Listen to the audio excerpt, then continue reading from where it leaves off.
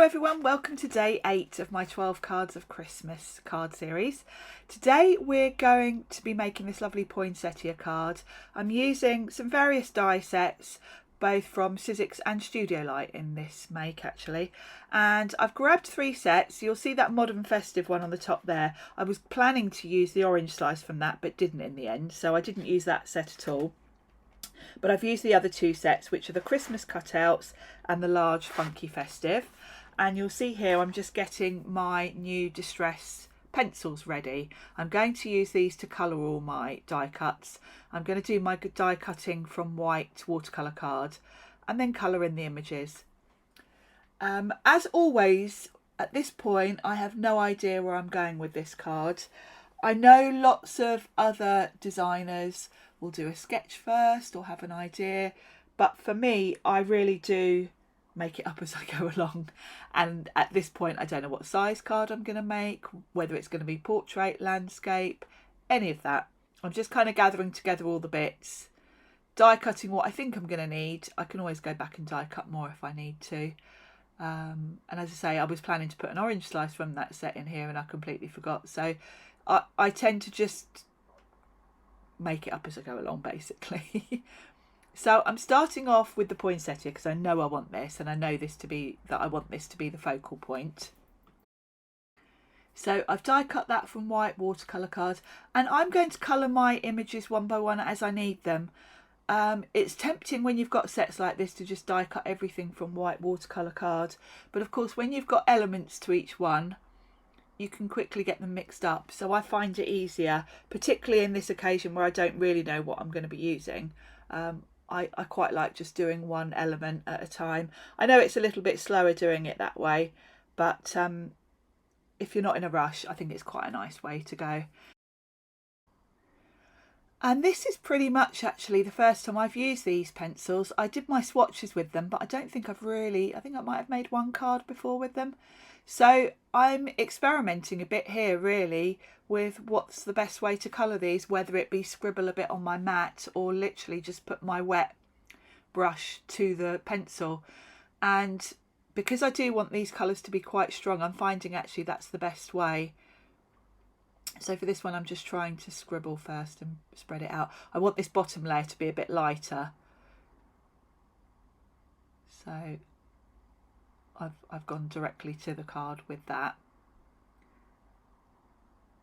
And then for these small pieces, it's a bit fiddly. I'm going to hold them down with my pokey tool.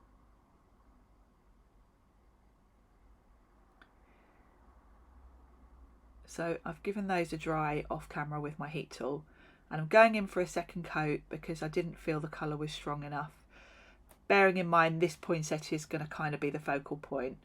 I didn't want it too light.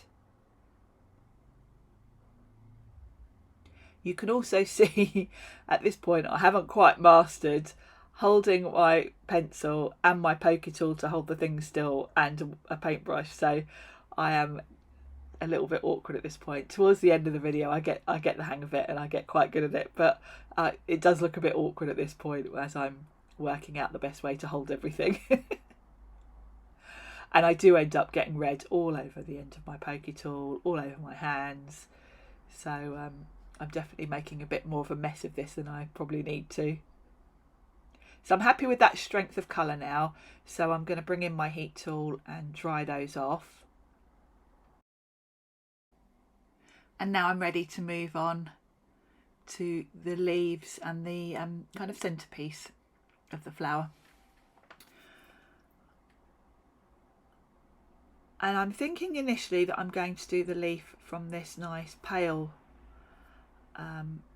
sort of olive green, but it's a bit yellowy because I want to do the centre part yellow, so I scrap that quite quickly and move on to peel paint, which is a bit darker.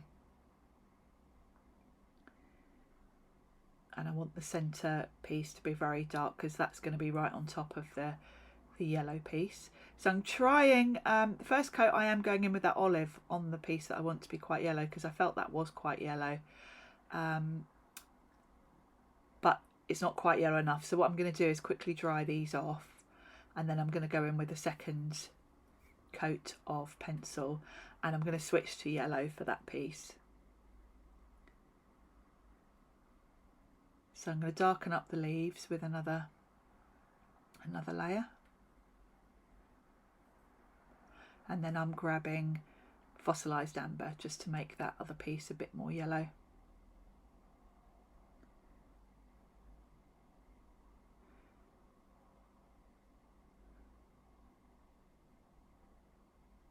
So giving those a quick dry.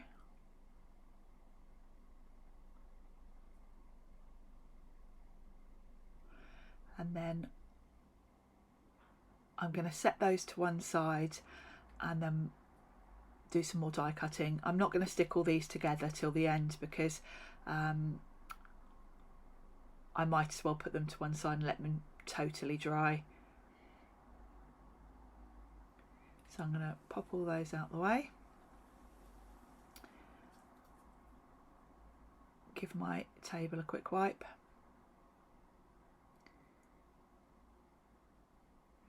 And then decide what to do next. There's quite a few nice elements in this set actually, and in this particular one they're a really nice size. So I've just grabbed, this is like the little mistletoe piece, which I really like. Now if you were cutting this from coloured card, it has got layers so that you can kind of have the stems from perhaps brown or a light green and then the leaves a different colour. I'm not going to bother layering up the leaves because of course I'm going to colour it all, so I don't really need the layers. I am keeping the little white berries white, so I'm going to try and keep those clean so that I can just pop those back on when I'm done. So for these I'm just experimenting with colours. I like ice spruce, but I think it's a bit grey, so I'm kind of mixing a bit of peeled paint and ice spruce, and I'm scribbling on my mat so that I can just blend the colours together on my mat and get a kind of in-between colour.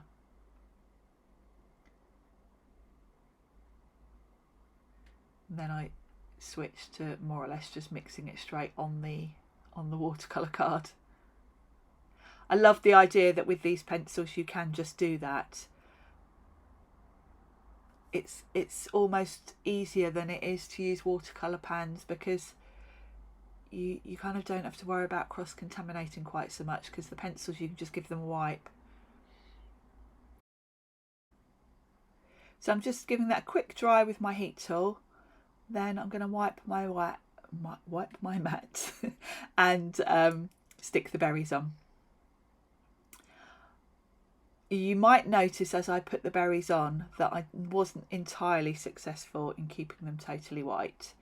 The largest one had a little tiny dot of red on it, so I added a bit of water and dabbed that off, but even after I'd taken my final photos I could still see it a little bit, so I just went over it with a white gel pen and it's fine. So don't panic. Of course you can always just die cut another couple of berries if you're really not happy. The other thing I did toy with, and I didn't want to cover up the little there's like a little hole in each berry that gives you sort of like a highlight. I didn't want to cover that, but otherwise I would have been tempted to go over them with some white glossy accents to give a nice sort of shiny dimensional berry. So that's another option really as well.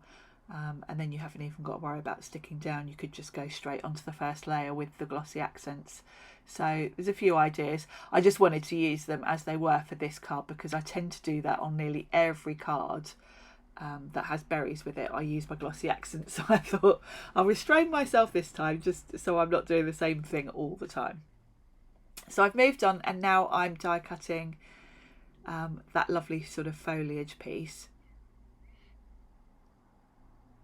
And I'm still at this point not really sure where I'm going with this and how many other things I need to die cut. So I struggled a bit with this one. I only ran it through once, and with it being watercolour card and this one being quite delicate, so I just quickly ran through another one and I made sure I ran it through and back again. And for this one I want to give it a different colour to the other greens that I've used. So I'm going to go in on this one with iced spruce. This is going to give me some variation between all the foliage. And I'm going in just directly onto the pencil and colouring it.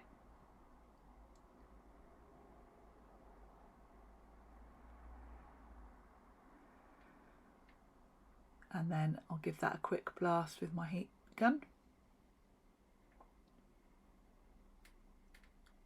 I'm sorry my camera keeps switching focus a little bit. It's probably because I'm moving my hands around so much.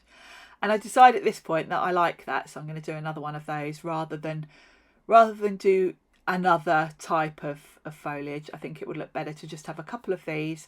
I want to keep the flowers the main focus. So I'm going to do another one of these, and I'll use ice spruce again, but for this one I'm going to bring in just a little bit of green as well, just so there's some variation between the two.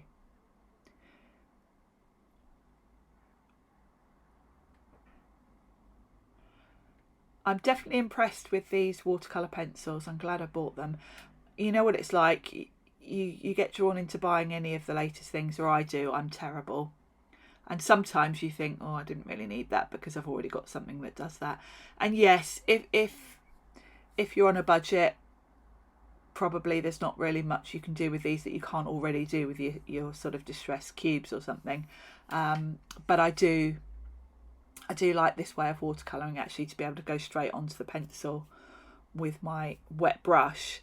I feel that's really good. And for me, doing craft television, these are much more portable and easier to carry around with me as well. So I can probably carry these to the studio easier than I can ink pads. So that's another benefit. So I'm going to start to layer these up. And I do this flower wrong. I haven't used this flower since last year, I don't think. And I forgot that this green leaf bit actually goes on top of the flower. I, in my head, thought that the leaves would be poking out from behind. So that's where I start. And it's only when I put the top layer on and realise that two of the petals haven't got the top piece on that I remember how this sets. So I haven't edited the video. I thought I'll leave it in to show you my mistakes. So it's at this point where I'm thinking, hang on a minute, I've got more petals than I've got the piece to go on top. And in my brain I'm thinking, this doesn't quite look right, but I'm carrying on anyway.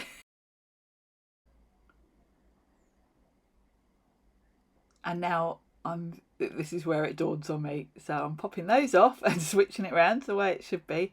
So this green piece slots on top. And then you've got your centerpiece and it shows the leaves kind of poking out. So got there in the end. So I've just got the top piece to add on now, which is a little bit fiddly. And that's my poinsettia done. With the top layer of the red piece, you can kind of have it offset a little bit, which is what I've done. Because the two reds I used were fairly similar in shade, I thought it would look better slightly offset.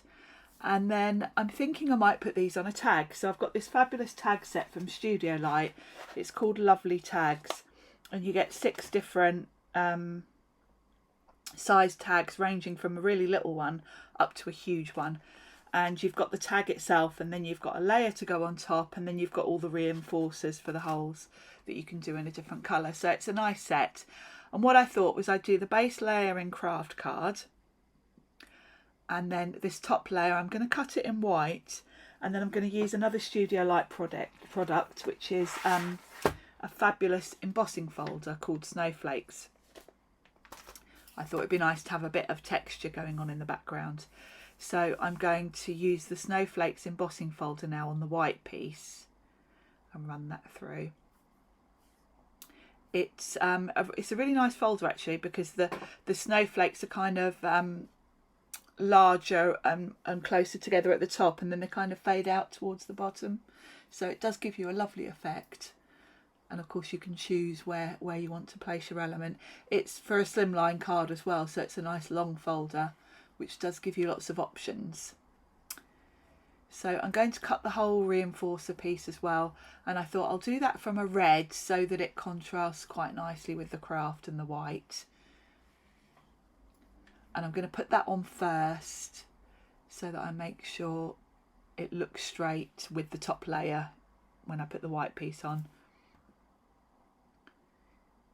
You do get 2 on the die cut, so You can do one on the back if you were using it as a tag that you were going to put perhaps on a present.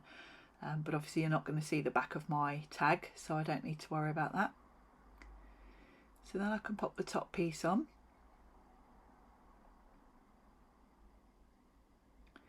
And it's just a really nice design, this tag. I love the top, the way it sort of curves. It's yeah, it's one I'm going to use a lot, I think.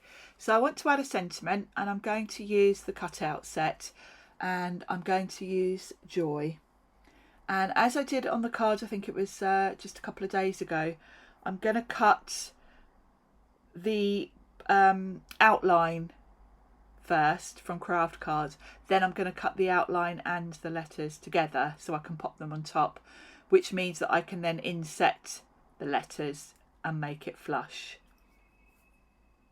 So I've got the outline. Now I'm doing the outline with the letters in.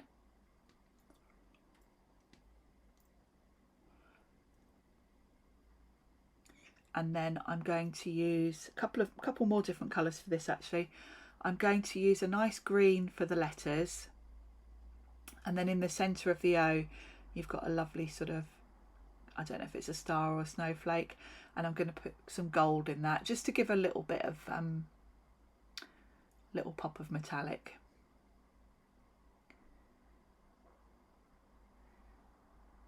So I've cut the Joy from green again. And then I'm slightly off camera, I'm grabbing all my different cards and things. So I've got green to go through now.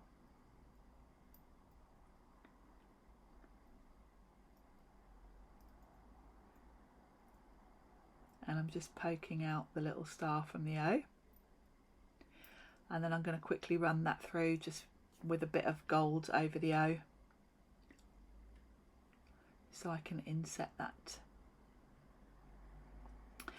I think I'm going to use these sentiments a lot. I really like that cutout style. I think it's really modern and it does really make a card, I think. So now all I need to do is inset the pieces in. And I'm starting with the O. This is the only fiddly one really, because I'm looking at the packaging here to work out which way round it goes, because it's not a perfect circle, it's a little bit wonky, which again it makes the design lovely. And I'm just poking out the little star piece from my gold card, and then I can slot that in. And I like this whole inset way of doing it because it means it's completely flat to the touch, so I like that. And because you've got 2 layers of card, it's quite sturdy as well. So I'm finally now working out what my layout's going to be. And luckily I have cut enough foliage because, as you know, I didn't really know what I was going to do with all of this. And looking at this tag, I'm now thinking that this is going to look good on a slimline card because that tag's quite long and narrow. And just putting it on white would be a bit plain, so I've grabbed some patterned cardstock. This is the Studio Light DIY block. This set's called Natural Christmas, and I've picked one of the pattern papers that's just got a nice sort of cream with pale blue polka dots. I thought that would just be a nice something in the background rather than it just be on the white card. And I'm using some distress ink to go around the edge. And then I can pop that on. I've cut this just slightly smaller than the card front, so there'll be a white border around the edge.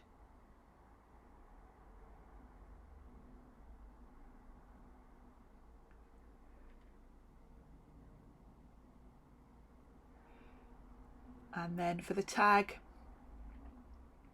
I'm going to put a bit of ink around the edges of that too, just so it all ties together. And then before I stick that down, I'm going to add a bit of twine.